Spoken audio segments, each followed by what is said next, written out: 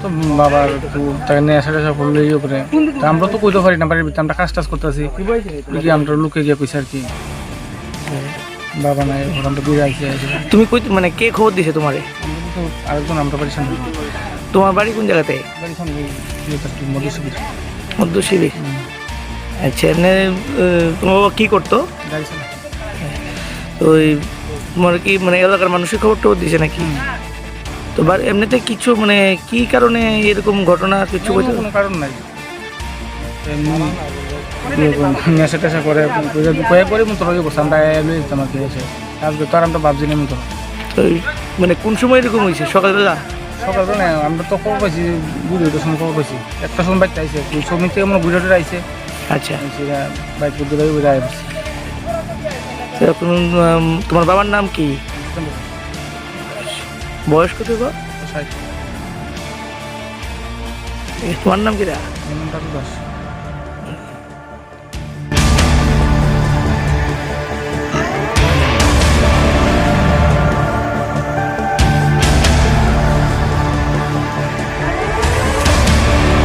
আমার চালটা বন্ধকটা দৌ তো দিছে বলরা 200 টাকা দিছি 20 টাকা করে বলে গেছি আমার চাল টেহাটা দেন চাল টেহাটা দিয়া ওই 200 টাকা দিছে পরে গিয়া ওই মদ খাইছে সব মনে খাইয়া রাতেরা ঘুমাইছি।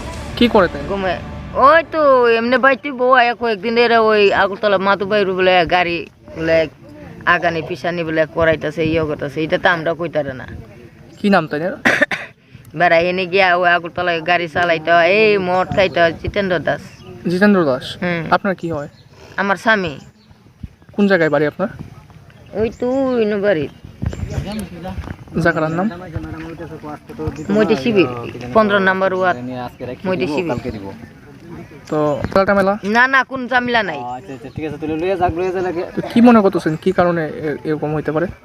আর তাই নে এই আর কয়েকবার ওই এখানে ফাঁস খাইয়া মরব এই কয়েকবার আইয়া আইয়া দইরা দইরা লইয়া যায় এই খালি ছাতা হয়ে গেলে ছাতা হয়ে এইটা খালি ইয়ে করে ও না আমরা তো বড় কাম করতেছি আর কোনো গেলে আমি কই তো আমি কইছি আইয়া বাট খাও না তোর বাট খাইতাম না এটা কইয়া ইয়ে করছে কবে আজকেই বাট খাইতাম না ওখানে আমার ছোট ভাই বউ কাছে সুটকি তোরে দেয়া বাট খাইয়াম এটা কইতাছে।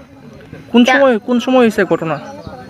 তো বাইরে হয়েছে তাই একটা 1:30 মূল্য বাইরে হয়েছে একটা 1:30 রইব না রে হ্যাঁ এমন একটা 1:30 সময় বাইরেছে।